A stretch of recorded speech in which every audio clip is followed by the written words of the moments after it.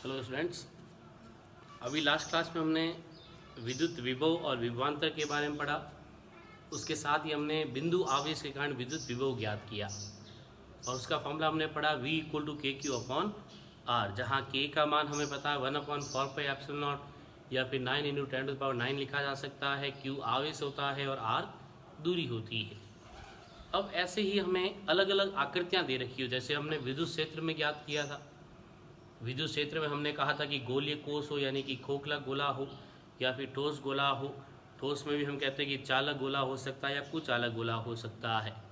उन सभी के कारण हमने विद्युत क्षेत्र की तीव्रता ज्ञात की। ऐसे ही अब अपने पास वापस विद्युत विभव के लिए है कि अगर हमें गोलीय कोश दे रखा हो, यानी कि खोखला गोला दिया गया हो, तो उसके कारण अलग अलग बिंदुओं पर विद्युत विभव कैसे ज्ञात करेंगे, वो हम ज्ञात कर सकते हैं। चालक गोला हो तो उसकी वजह से भी ज्ञात कर सकते हैं। तो ये सभी मान ज्ञात करने के लिए हमें विभव के लिए एक संबंध की आवश्यकता होती है। वो संबंध हम ज्ञात करते हैं। पहले एक हम टॉपिक पढ़ते हैं समविभव पृष्ठ के नाम से, और फिर अपने पास आता है कि विभव और विद्युत क्षेत्र की तीव्रता में एक संबंध आता है। उसकी सहायता से हम अलग अलग पृष्ठों के लिए विद्युत विभव ज्ञात कर सकते हैं। तो पहले हम बात करते हैं यहाँ समविभव पृष्ठ की। समविभव पृष्ठ इक्विपोटेंशियल सरफेसेस होती है। इक्विपोटेंशियल सरफेस समविभव पृष्ठ है। जैसा कि अपने पास शब्द से ही पता चल रहा है, समविभव है यानी कि समान विभव, इक्वल पोटेंशियल आ रहा है, समान विभव आ रहा है कि एक ऐसा पृष्ठ जिस पर लिए गए प्रत्येक बिंदु के विभव का मान एक समान हो। जैसे ये जो अपना बोर्ड है उसको हम एक पृष्ठ मान लेते हैं, एक सरफेस मान लेते हैं। इस सरफेस पे अगर दो अलग अलग बिंदु ले ली जाएं, एक ऐसे बिंदु हम यहाँ ले लेते हैं, एक यहाँ ले लेते हैं, तो अगर इस बिंदु का विभव ज्ञात करते हैं और इस बिंदु का भी विभव ज्ञात करते हैं, तो दोनों के विभव एक समान प्राप्त होते हैं। और एक समान प्राप्त होते हैं मतलब क्या हुआ, वो समान विभव हुआ, समविभव पृष्ठ हुआ। तो समविभव पृष्ठों की परिभाषा हमें यही कहती है कि एक ऐसा पृष्ठ जिस पर लिए गए प्रत्येक बिंदु का विद्युत विभव एक समान होता है, उस पृष्ठ को समविभव पृष्ठ कहा जाता है। तो देखो ये कुछ पॉइंट्स यहाँ हमें लिस्ट आउट करने हैं।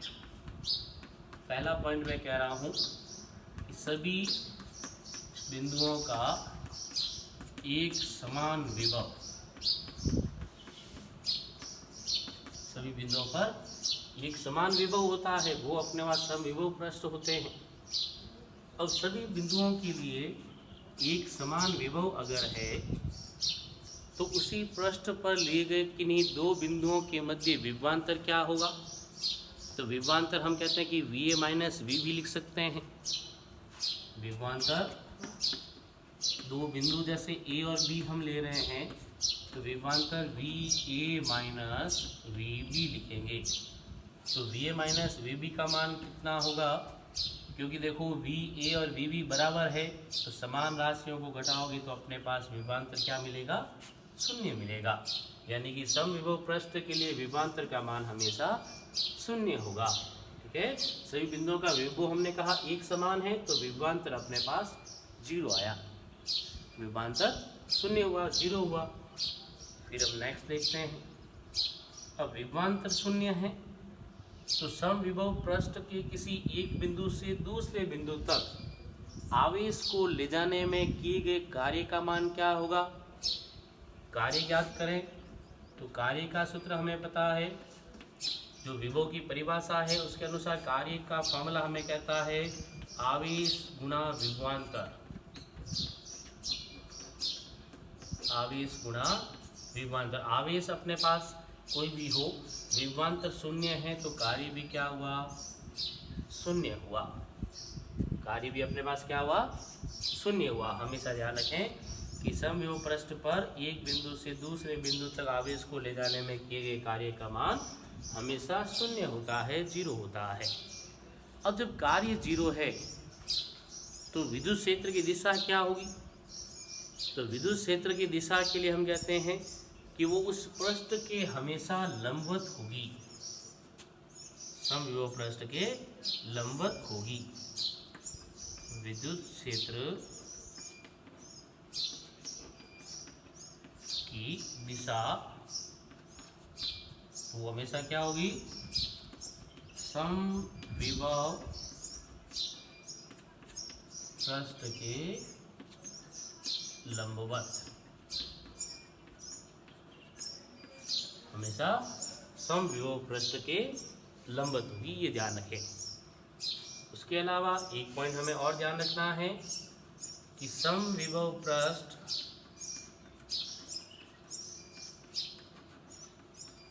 कभी भी एक दूसरे को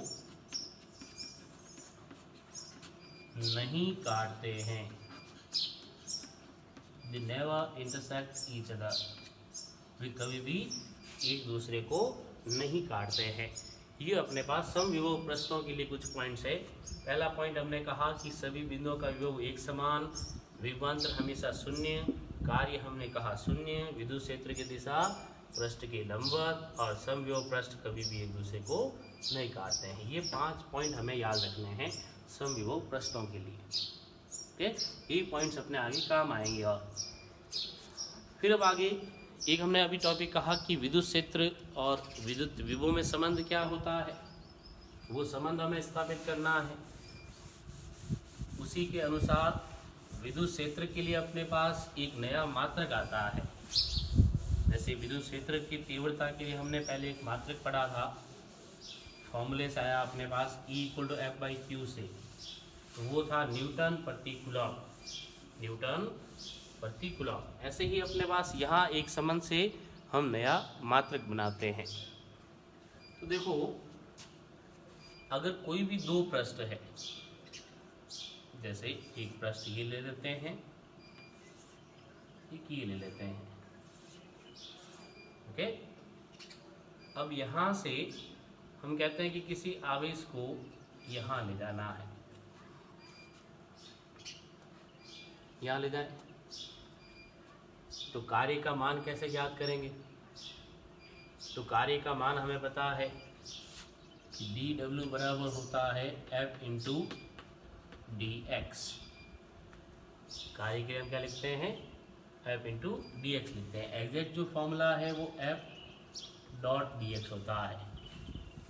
dW बराबर F.dx। यहाँ पे जो दोनों सदिश राशियाँ हैं तो तीर का निशान लगाएंगे, लेकिन कार्य हमें पता है कि अदिश राशि है, दोनों का अदिश गुणन होता है, तो कार्य पे तीर का निशान भी नहीं आता, अदिश राशि है अपने पास F.dx। अब F का मान कहाँ से रखेंगे? तो F का मान हम रखते हैं कूलॉम के नियम से। F का मान कूलॉम के नियम से रख सकते हैं, कूलॉम के नियम से भी रख सकते हैं। और एक अपने पास dW का फॉर्मूला विद्युत विभव के रूप में, तो वो है अपने पास dW बराबर, जैसे देखो V बराबर क्या कहा था हमने? W/Q0, W/Q0। विभव की परिभाषा यूज कर सकते हो यहाँ सीधा। तो पहले ये सॉल्व कर दें पूरा। विद्युत क्षेत्र के रूप में यहाँ F बराबर रखा जा सकता है QE, जो विद्युत क्षेत्र की परिभाषा में कहती है उसके अनुसार F बराबर QE रख सकते हो। तो dW बराबर F.dx में dW बराबर QE सदिश रूप में लिखोगे, तो विद्युत क्षेत्र की दिशा तो अपने पास E है, विद्युत क्षेत्र तीव्रता वो भी एक सदिश राशि है, तो तीर का निशान लगाएंगे E.dx। तो dW बराबर QE/dx रख सकते हैं, ओके। अब अपने पास जो दूसरा फॉर्मूला हमने कहा विद्युत विभव के रूप में, वो हमें पता है dV=dW/Q। यहाँ से W का मान, कार्य का मान याद करो, तो dW बराबर क्या बनेगा? Q/dV। देखो हमने V पे तीर का निशान नहीं लगाया क्योंकि विद्युत विभव क्या है, एक अदिश राशि है। ये हो गई समीकरण नंबर 2। अब समीकरण 1 और समीकरण नंबर 2 दोनों ही कार्य को प्रदर्शित कर रही है, तो बराबर रख सकते हैं। बराबर रखोगे तो यहाँ अपने पास आ जाएगा क्यू ई डी एक्स बराबर Q D V. Q D V रख देंगे, क्यू कैंसिल हो जाएगा, तो ई डी एक्स बराबर बच गया अपने पास D V. E D X बराबर क्या रह गया, डी वी रह गया। तो ये अपने पास ई और देखो वी में संबंध आ रहा है। अब इसी में अगर हम यहाँ पर ई डी एक्स कॉस थीटा को भी यूज़ करें तो जो अपने पास दोनों धनात्मक आवेश है वो दोनों एक दूसरे को प्रतिकर्षित कर रहे हैं, यानी कि बल विपरीत दिशा में कार्य कर रहा है, तो cos 180 आएगा, यानी कि इसको हम क्या लिख सकते हैं, minus E D X. Cos 180 की वैल्यू -1 होती है, तो यहाँ नेगेटिव साइन यूज करोगे, माइनस ई डी एक्स लिखोगे, तो minus E D X equal to आ गया डी वी। अब ई ज्ञात करना है तो ई इक्वल टू क्या बचा लास्ट में, E equal to minus D V upon D X. ये माइनस भी यहाँ आएगा, तो ई इक्वल टू आ गया minus D V upon D X. ये संबंध आया अपने पास विद्युत क्षेत्र तीव्रता और विद्युत विभव में, कि ई इक्वल टू रह गया minus D V upon D X. ये संबंध ध्यान रखना, छोटा सा एक संबंध है जो अपने बार बार काम आएगा। अभी हमने कहा कि विद्युत विभव ज्ञात करने के लिए भी हम यूज करेंगे इसको, तो E equal to minus D V upon D X. Okay, ये ध्यान रखना है संबंध। अगर दूरी अपने पास आर के रूप में हो या डी के रूप में हो तो भी हम लिख सकते हैं। जैसे इसी संबंध को अगर मैं सीधा लिखता हूँ कि विद्युत विभव अगर अपने पास v है और दूरी d है, तो उसी संबंध को सीधा लिख सकते हो e equal to minus D upon D. ये संबंध इस तरह से भी लिखा जा सकता है, ऋणात्मक चिन्ह के साथ, नेगेटिव साइन के साथ लिखा जा सकता है, सदिश रूप में लिख सकते हैं इसको हम, तो e equal to minus V upon D लिख सकते हैं। ओके, या E D X equal to D भी लिख सकते हैं। अब इसी सूत्र की सहायता से हमें विद्युत विभव ज्ञात करना है। अलग अलग प्रश्न जैसे हमने कहा उन सभी के लिए ज्ञात करेंगे। जैसे सबसे पहले हम यहाँ ज्ञात करते हैं गोलीय कोष के लिए। किसी गोलीय कोष, आवेशित गोलीय कोष है, उसके कारण अलग अलग बिंदुओं पर विद्युत विभव ज्ञात करना है। किसी गोलीय कोष के कारण विद्युत विभव,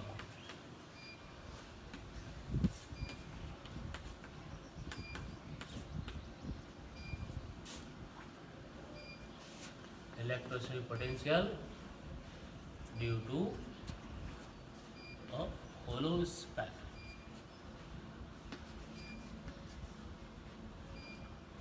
होलो स्फीयर है, गोलीय कोष है, खोखला गोला है। अब स्थिति क्या बनेगी इसमें गोलीय कोष के लिए, तो गोलीय कोष हम बनाते हैं। जैसे एक ये खोखला गोला मान लें, गोलीय कोष मान लें कि ये है अपने पास, इसका केंद्र मान लें हम O, इसकी त्रिज्या मान लें कैपिटल R। अब गोलीय कोष को जो आवेश दिया जाएगा वो संपूर्ण आवेश कहाँ फैलेगा, तो संपूर्ण आवेश गोलीय कोष के पृष्ठ पर एक समान रूप से वितरित हो जाता है। यानी कि जो भी हम इसको आवेश देंगे वो पूरा का पूरा आवेश इसके पृष्ठ पर समान रूप से वितरित हो गया। खोखला गोला है, अंदर कोई पदार्थ नहीं है तो अंदर आवेश नहीं जाएगा, आवेश पूरा का पूरा बाहर ही रहेगा। अब विद्युत विभव हमें अलग अलग बिंदुओं पर ज्ञात करना है। जैसे सबसे पहले हम कहते हैं कि बिंदु P जो है वो यहाँ है, बाहर है, और इसके केंद्र से r दूरी पर है, स्मॉल r दूरी पर है। कितनी दूरी पर है, स्मॉल r दूरी पर। उस बिंदु P पर हमें विद्युत विभव ज्ञात करना है। तो देखो विभव की परिभाषा तो हमें यही कहती है कि किसी एकांक धनात्मक आवेश को अनंत से लेकर आना है, अनंत से बिंदु P पर लाना है, स्मॉल r दूरी पर लाना है, तो स्मॉल r दूरी तो इसके केंद्र से यहाँ से है, उसके लिए हमें वो याद करना है। तो जो अपने पास संबंध है वो हम यूज लेंगे। हम जानते हैं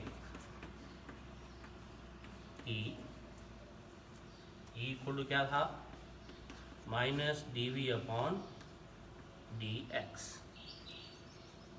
E इक्वल टू ये संबंध है अपने पास, माइनस dv अपॉन dx एक संबंध है। अब इस संबंध में हमें याद करना है v का मान, विभव याद करना है, तो dv इक्वल टू क्या बन गया, माइनस e dx बन गया, माइनस e dx हो गया।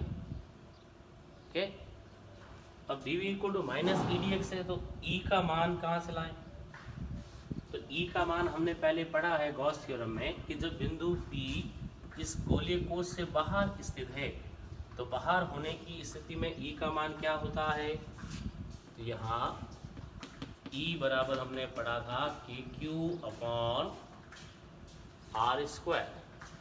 E इक्वल टू क्या था, KQ अपॉन R स्क्वायर था, ये फॉर्मूला था अपने पास। अब दूरी अगर हम x ले रहे हैं तो x के रूप में लिखोगे, r ले रहे हो तो r के रूप में लिखोगे, चेंज कर सकते हो उसको, चाहे x के रूप में रखें चाहे r के रूप में रखें। अगर r के रूप में चाहते हैं तो इस संबंध को अभी हमने जैसे कहा था दूरी के रूप में लेना, तो e equal to minus dv upon dx ना लेकर हम इसको क्या ले सकते हैं, dr ले सकते हैं। तो ये भी क्या बनेगा अपने पास, dr बन जाएगा। x के रूप में भी ले सकते हो, r के रूप में भी, दूरी लेनी हमें तो हमने r के रूप में ले लिया। तो e की वैल्यू पुट कर दो, इसलिए dv बराबर माइनस ई की जगह क्या रखोगे, KQ upon R square into dr। ठीक है, अब dv है यानी कि अल्पांश के कारण विभव है, तो अल्पांश के कारण है कुल मान ज्ञात करना, तो समाकलन करें, दोनों तरफ समाकलन करोगे तो v इक्वल टू आएगा अपने पास माइनस KQ को मैं बाहर ले रहा हूँ, integration of 1 upon R square dr, 1 upon R square dr। और ला कहाँ से रहे इसको हम, अनंत से, कितनी दूरी तक, r दूरी तक, लिमिट हो गई, इंटीग्रेशन कर दें तो minus KQ 1 upon R square का इंटीग्रेशन क्या होगा, 1 अपॉन r, ये हम ऑलरेडी पहले पढ़ चुके हैं। है, और ये माइनस भी अपने पास कैंसिल हो जाएगा, ये माइनस भी क्या बन जाएगा, प्लस, लिमिट है अनंत से r तक। अब लिमिट पुट कर दो, लिमिट पुट करोगे तो v इक्वल टू रह गया KQ 1 upon r minus 1 upon infinity, 1 upon infinity 0 हो गई, तो v इक्वल टू क्या रह गया, KQ अपॉन r रह गया। ये अपने पास वो का फॉर्मूला आ गया, v equal to KQ upon r गया। ये कब है, जब बिंदु P हमने कहा इस गोलीय कोश से बाहर स्थित है, उसके बाहर है, बाहर है तो अपने पास v इक्वल टू है KQ अपॉन r, ये ध्यान रखना है। अब यही चीज़ हमें अगर कही जाए कि बिंदु P इस गोलीय पृष्ठ पर स्थित है, यहाँ इसकी सतह पर कहीं पर स्थित है, तब क्या होगा, सेकंड केस है अपने पास। ये तो हमने कहाँ लिया, पहला केस जब बिंदु P बाहर है, वही अगर मैं कहता हूँ ये जैसे कैपिटल R, ये बिंदु P यहाँ रख दिया स्मॉल r, यानी कि R बराबर R हो गया, R बराबर R बन गया, दोनों दूरियां बराबर ले ली हमने। जो त्रिज्या है वही अपने पास बिंदु P तक की दूरी है, त्रिज्या ही बिंदु P तक की दूरी है। तो अब क्या करोगे, तो ये बन जाएगा v equal to KQ upon capital R। Equal to क्या बन जाएगा, KQ अपॉन कैपिटल R। देखो चेंज कहाँ होगा, सिर्फ लिमिट में, लिमिट होगा अनंत से हम यहाँ कैपिटल R तक लेके आएंगे, तो v इक्वल आ जाएगा अपने पास KQ अपॉन कैपिटल R। ये सेकंड केस हुआ। अब थर्ड केस, ये दोनों देख लें, फर्स्ट और सेकंड। अगर हम थर्ड केस की बात करते हैं कि थर्ड केस में क्या होगा, तो थर्ड केस हम हमेशा लेते हैं कि बिंदु P जो है वो अगर इसके अंदर आ जाए, इस पृष्ठ के अंदर ले लिया जाए। जैसे फर्स्ट केस हमने कहा ये बिंदु P बाहर है, सेकंड यहाँ पृष्ठ पर है, तीसरा जो स्मॉल r का मान है वो कैपिटल R से छोटा हो जाए, यानी बिंदु P को यहाँ कहीं भी ले सकते हो, इस गोले के अंदर ले लिया जाए, तब कंडीशंस क्या होगी वो हमें ज्ञात करनी है। तो वो थर्ड हम सॉल्व करते हैं।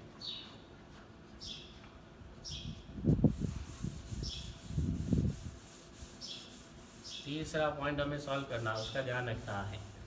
विद्युत क्षेत्र की तीव्रता जब हमने ज्ञात की थी, बिंदु P जब हम अंदर ले रहे थे, तो अंदर ले रहे थे तब हमने कहा था कि विद्युत क्षेत्र की तीव्रता शून्य आती है, क्योंकि उसके अंदर आवेश उपस्थित नहीं रहता है, और जब आवेश उपस्थित नहीं रहता है तो विद्युत क्षेत्र की तीव्रता शून्य आती है। अब हमें विद्युत विभव ज्ञात करना है। जैसे ये है,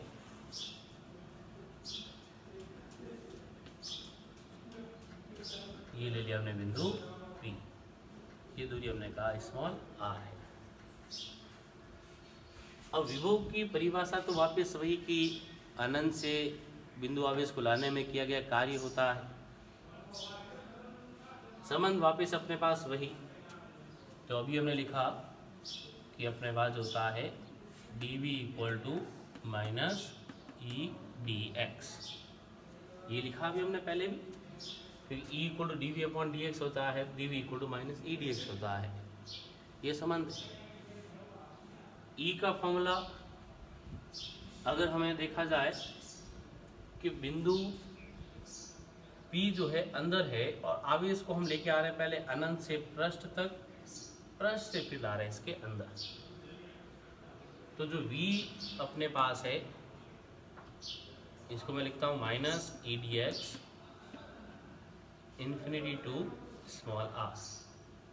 लिमिट देखो इन्फिनिटी टू स्मॉल r, लेकिन इसी को हम ब्रेक कर रहे हैं, दो टुकड़ों में ले रहे हैं कि V = -E/dx infinity to capital R, यानी कि अनंत से पहले लाए पृष्ठ पर, फिर पृष्ठ से लेके स्मॉल r तक, दोनों जुड़ेंगे लेकिन प्लस माइनस माइनस बनेगा, तो ये हो जाएगा capital R to small r। समझ में आया? ये हमने ब्रेक किया। देखो पहले था सीधा अनंत से स्मॉल r, अब हमने कहा अनंत से कैपिटल R, यानी कि अनंत से पृष्ठ पर, फिर पृष्ठ से बिंदु P तक, यानी कि कैपिटल R से स्मॉल r तक, ये ब्रेक करना है, ये ध्यान रखना है इसका। अब EDX वैल्यूज पुट करो, वैल्यू पुट करें तो यहाँ अपने पास E की वैल्यू जब बिंदु P पृष्ठ पर है तब अपने पास क्या होगा, बाहर है तब क्या होगा, तो वो हमें पता है। E की वैल्यू KQ/R² आती है, KQ/R², तो V को रह गया माइनस E की जगह क्या लोगे, KQ/R² लेते हैं, यानी कि अगर x के रूप में लिखोगे तो x² आएगी distance, x² dx infinity to r। जब यहाँ बिंदु P अंदर है तब क्या होगा, तो बिंदु P अंदर है तो अंदर तो विद्युत क्षेत्र की तीव्रता शून्य होती है, शून्य होती है तो E की जगह 0 लोगे, इंटीग्रेशन में अपने पास ये वैल्यू क्या हो गई 0, सीधा 0 रख दें, समाकलन 0 करोगे तो पूरा 0 बन गया, पूरा का पूरा मान 0 बन गया, क्योंकि विद्युत क्षेत्र की तीव्रता अंदर है ही नहीं तो वो शून्य रह गई। तो अब V को क्या बना, यहाँ लें माइनस KQ/x², KQ तो बाहर आएगा, x² का समाकलन x⁻⁻1/-1 infinity to r, minus cancel हुआ तो रह गया अपने पास KQ(1/x infinity to r। Limit put करोगे तो upper limit minus lower limit, तो V को क्या बनेगा, KQ(1/r - 1/∞ 1/∞ 0, तो रह गया V = KQ/R। ये फॉर्मूला आ गया, देखो वापस V को क्या आ गया, KQ/R। ठीक है, वापस फॉर्मूला देखो वही आया जो अपने पास पृष्ठ के लिए था, जो विद्युत विभव पृष्ठ पर होता है KQ/R, वही वापस कहाँ आता है, पृष्ठ के भीतर आता है। इसका मतलब अंदर जो विद्युत विभव है वो अशून्य होता है, शून्य नहीं है। विद्युत क्षेत्र की तीव्रता तो क्या थी, शून्य थी। यहाँ पर जो विद्युत विभव पृष्ठ पर है वही अंदर प्रत्येक बिंदु पर है। किसी भी बिंदु पर हम विद्युत विभव का मापन करेंगे तो उसके पृष्ठ के समान प्राप्त होगा, यानी कि V = KQ/R प्राप्त होगा। ये ध्यान रखना है, V = KQ/R।